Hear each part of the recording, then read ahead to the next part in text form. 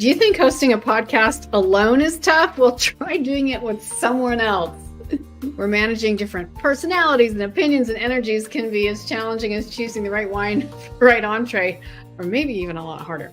But fear not, because by the end of this episode, you're not only going to learn how to co-host like a pro, but I'm also going to reveal the single most important strategy I've used to ensure collaboration success. Trust me, you're going to want to hear this, and stick around for the end for a freebie you might want to take advantage of and an opportunity to talk to me personally. We'll be right back. Welcome to Launch It, the Podcast Maestro, your gateway to becoming a thought leader in your field. Dive into the world of elite podcasting and master the art of influence and inspiration. And now, podcast personality, award-winning author and actress, Anne Scottlin.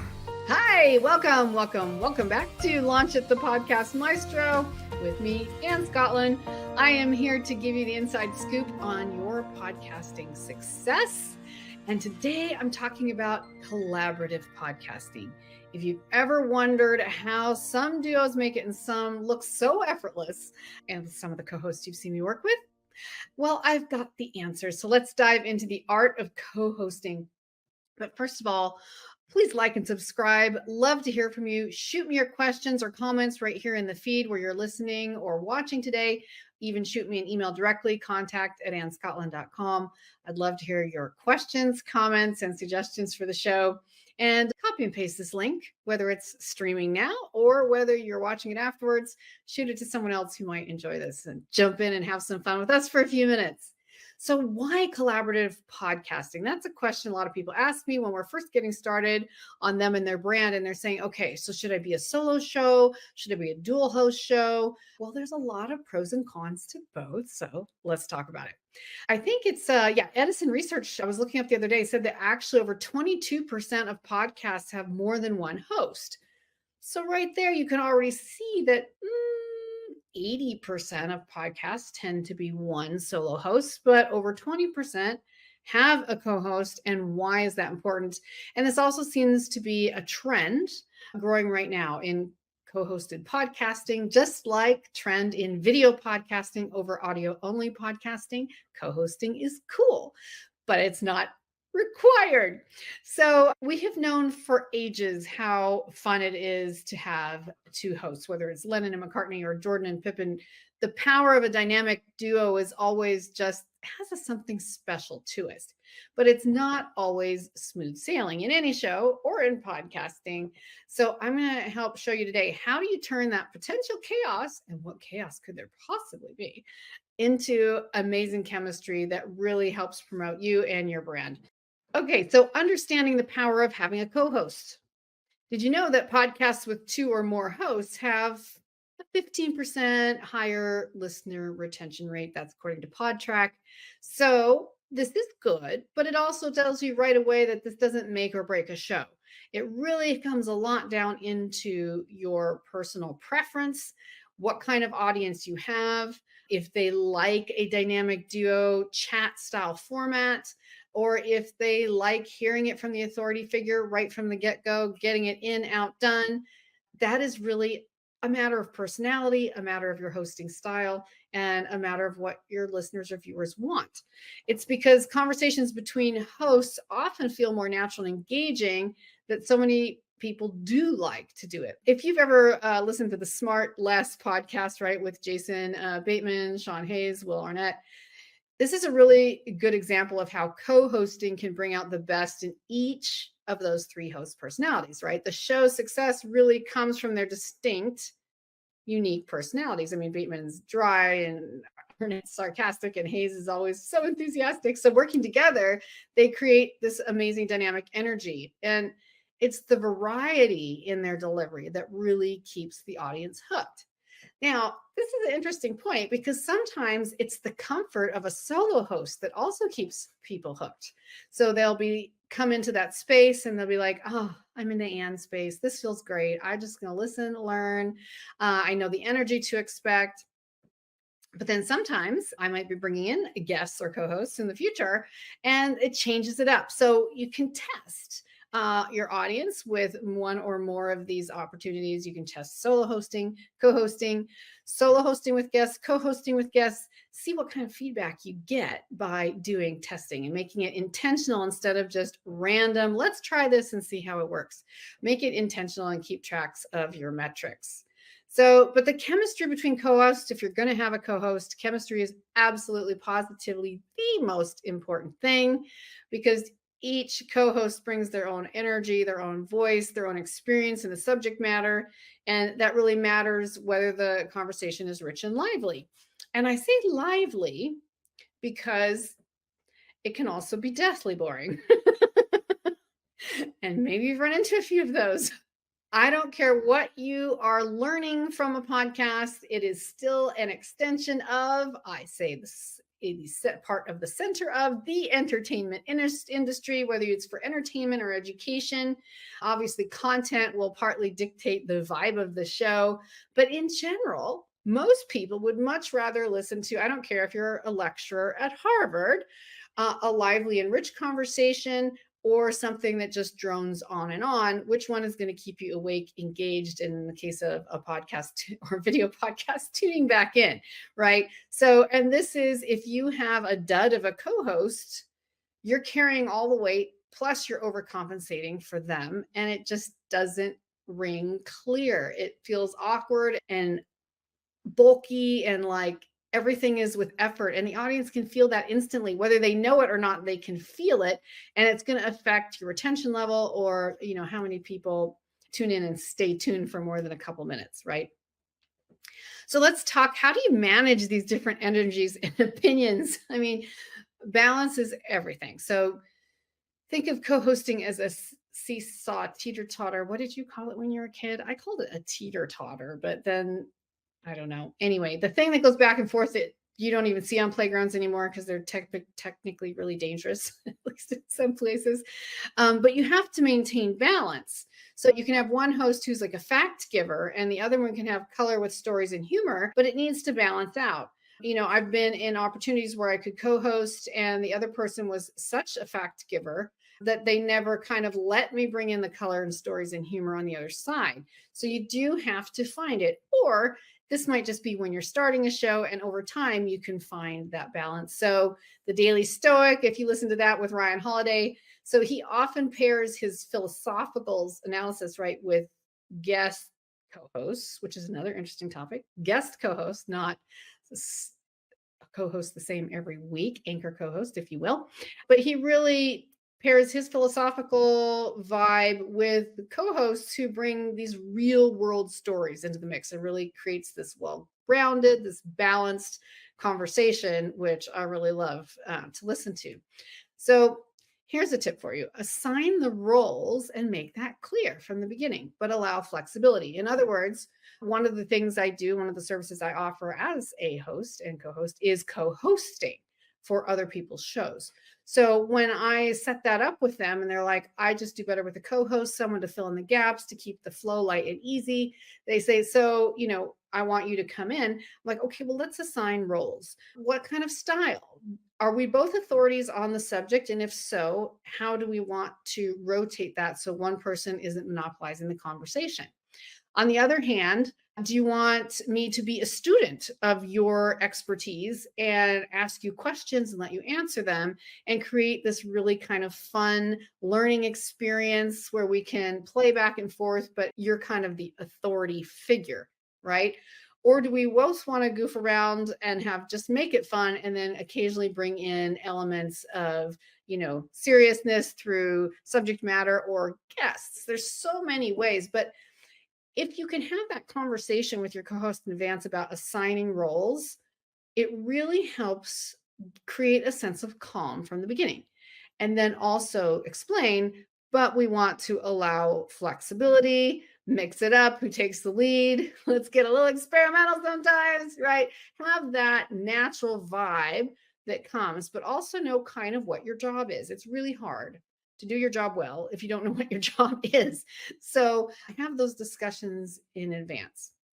Decide who plays the support role, but don't just get stuck in a rigid rigid pattern, a rigid pattern. And as I said before, communication is really key. So discuss everything. How long should each host talk?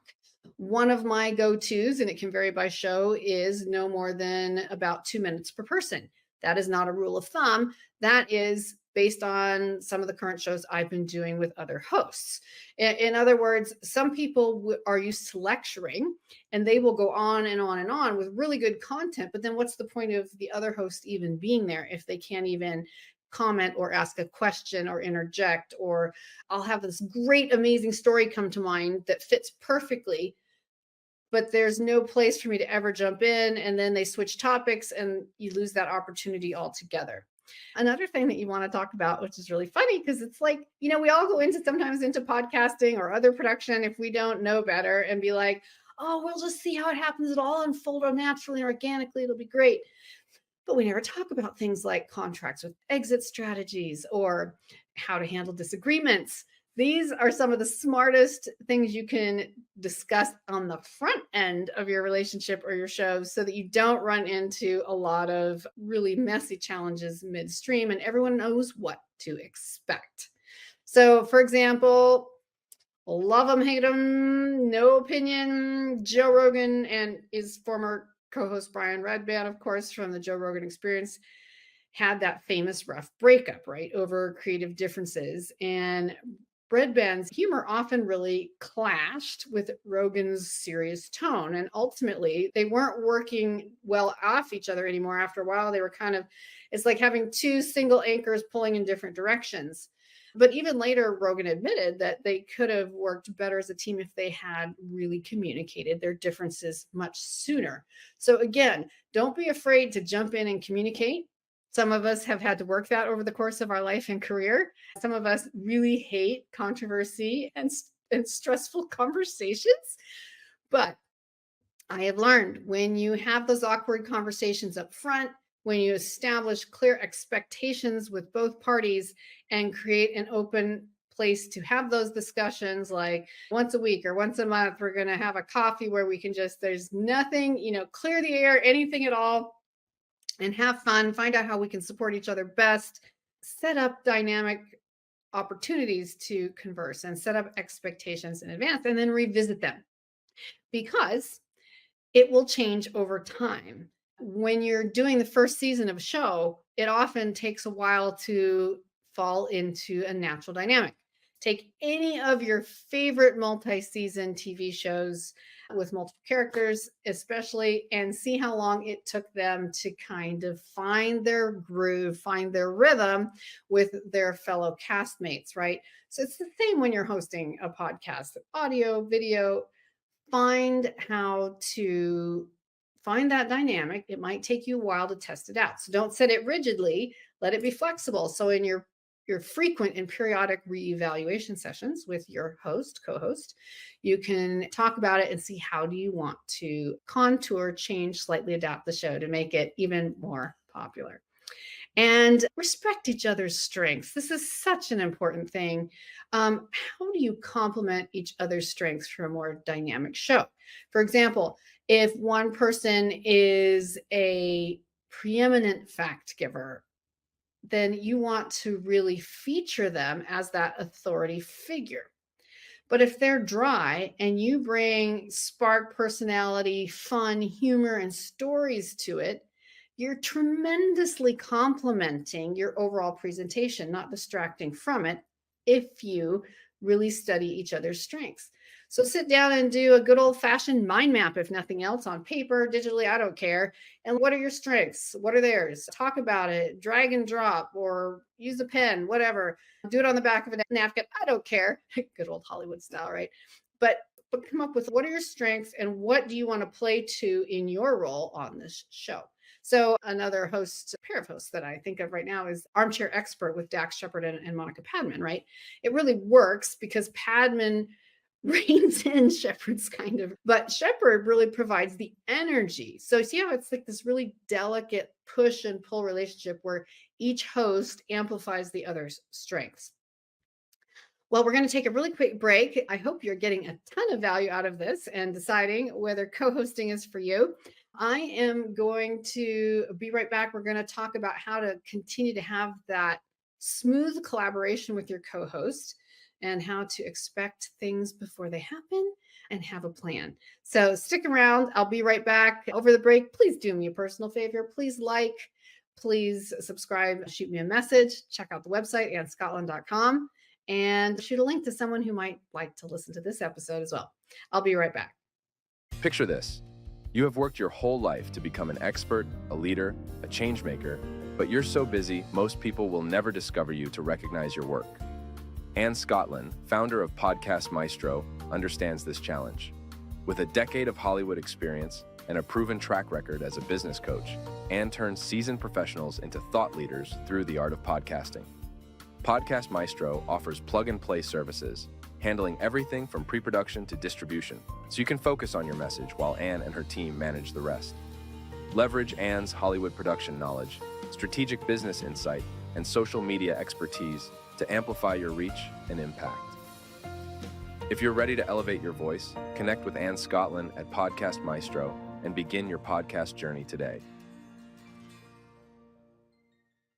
Welcome back to part 2 today of Launch at the Podcast Maestro with myself, Anne Scottlin. And today we are talking about specifically, should you have a co-host or not on your video podcast, on your audio podcast, whatever the nature of your show is. When is a co-host a really good idea? When is it not so a good idea? And if you do decide to have a co-host, how do you find a balance? How do you understand the balance of power? How do you manage those different energies and opinions, which we've already talked about? I talked about how important communication is. Communication is so key, and how to both acknowledge and respect each other's strengths as you design the show that's really going to create a dynamic and entertaining impact for your audience. So, okay, smooth collaboration. Well, of course, especially if you're looking at a first series or a first season, practice makes perfect, like everything else. So do a few test episodes together. Just tape ahead of time before you go live. And this is also, honestly, a genius way to have a couple backups in case of an emergency where someone's sick at the last minute for streaming live or something. You may or may not use these episodes, but do a few test episodes first. It's fun. There's so little pressure because you're just taping and it's not live.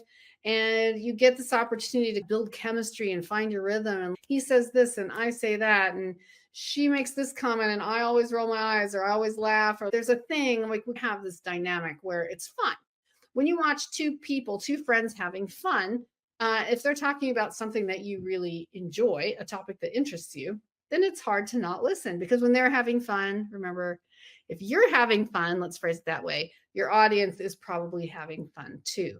If you're like, oh my God, this is over, they're probably feeling the same way. So just know whatever energy you're experiencing is going to be very similar to what your audience is experiencing in most cases. So be very aware of it. So you can do all kinds of things, right? It's your show. Practice, have mock debates or do simple interviews. You can just test each other out. And then over time, that back and forth will really become a lot more natural. Another point is to really establish your boundaries early. Well, what does that mean? Boundaries is such an overused word. I really want another word. You know me, I always like to create new vocabulary. So if you have a better idea than that, please send it to me, because I really hate saying the word boundaries. It's so overdone. Anyway, since you know what that word means, decide on key issues like, whose are the production responsibilities? If you're going in on a show with someone else, say you're splitting costs or investment time, who's responsible for doing all the editing and production? And distribution, who's creating all the social media marketing promotions and content?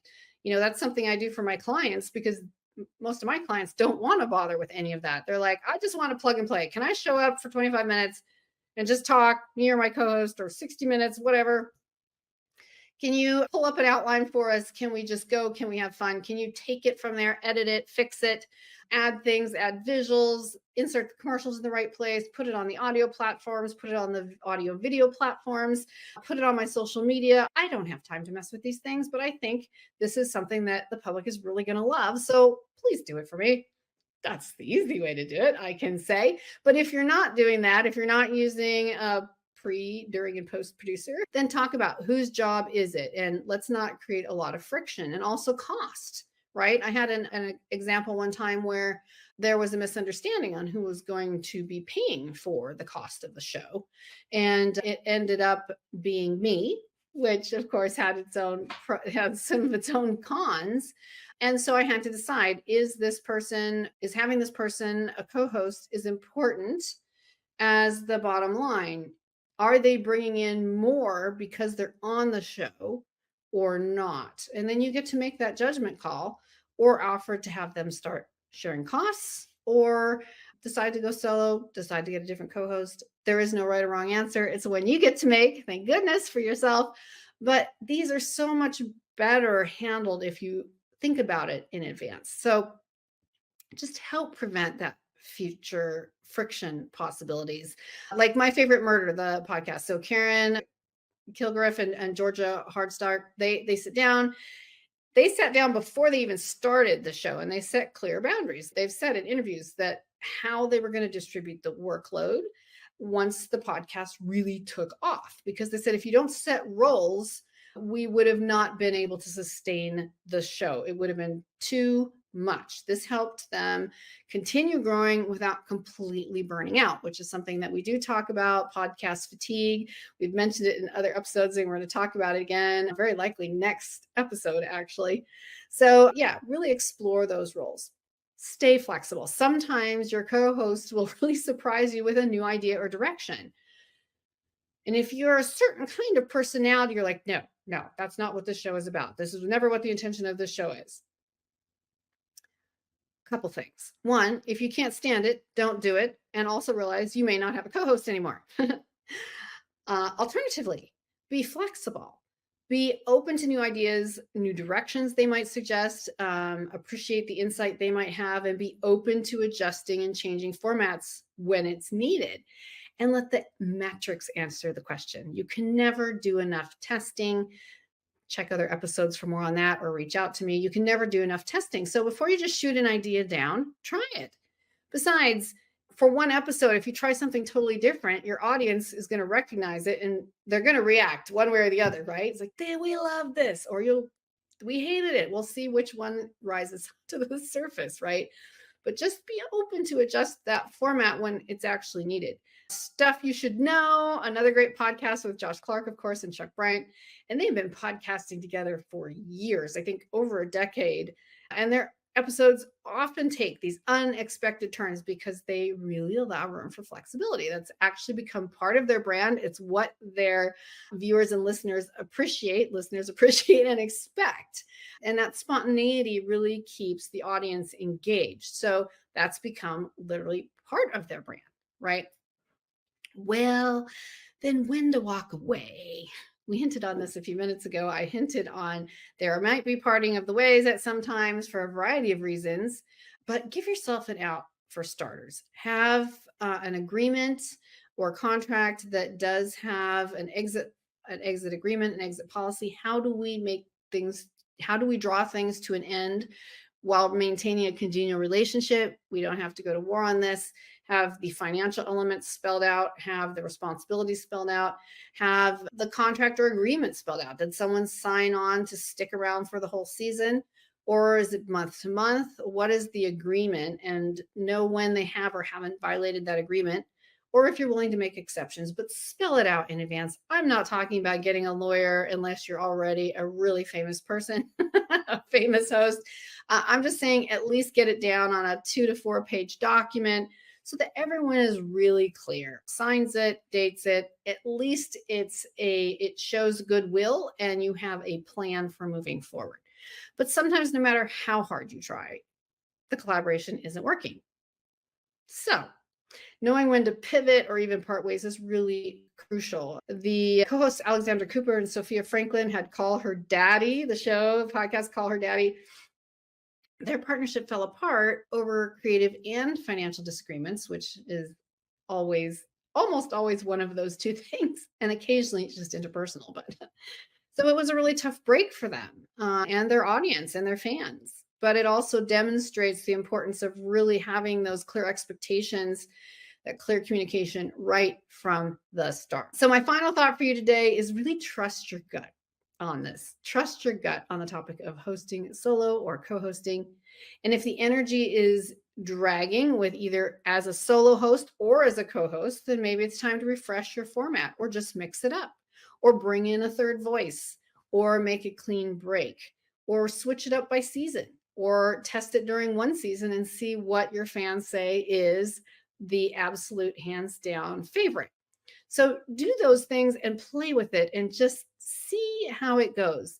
But from the very beginning, most importantly, if I never say anything else, if you never take anything else away from the show, trust your gut.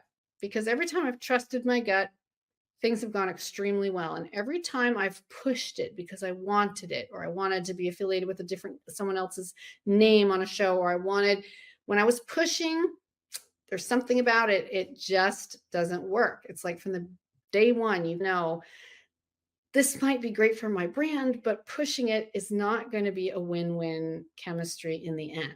So balance the energy, communicate often, plan in advance, respect each other's strengths. It's really all just about creating this dynamic, seamless partnership that keeps your listeners coming back for more. That is the most important. And finally, a final tip I promised you, my number one strategy for co-hosting success.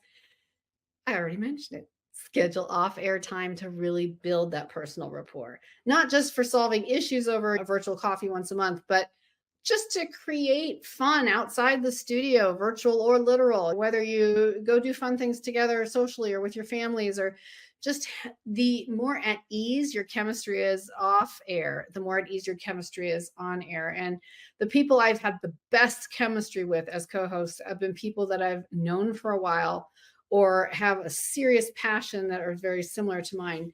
But for the actual chemistry, knowing them well or getting to know them well as you start the show is really, really important. So if you are even thinking about starting a podcast with a friend or a colleague, think about it. Get started. Why not? Take the plunge. It is fun. You have all the resources you need right here on Launch It, the Podcast Maestro, and more on my website, AnneScottlin.com. And if you've already got a co-host, take a moment to check in. Make sure you're both still on that same page. I mean, trust me, the payoff is absolutely worth it. And if you'd ever like co-hosting or producing, if you'd like someone to come in and help you co-host or produce, guess what I do? Again, reach out to me at AnneScottlin.com. You can even email me directly if you like. No big secret. Contact at AnneScottlin.com. If you are looking to bring on a co-host to your show, whether it's me or someone else in my sphere that might be a great match for you, reach out and let me know. And then just now, before I sign off, the promised freebie for you today. If you would like to start a podcast, if you are looking for someone to produce it, or you're looking for a co-host that you're interested in hiring to bring on to your show, reach out to me again, same email, contact@AnneScottlin.com. Tell me you're interested in a 20-minute consultation. I'll shoot you back the application for that, and you can fill it out and send it in to me for that complimentary 20-minute consultation on how to jumpstart your show off the ground and make it an amazing success. Because I'm Anne Scottlin, the Podcast Maestro. Your success is my success. Thank you so much for listening. Come back next week, same time, same place, and we'll be bringing you more incredible content at that time. In the meantime, be well, and I look forward to hearing from you, your comments, and your emails. Cheers.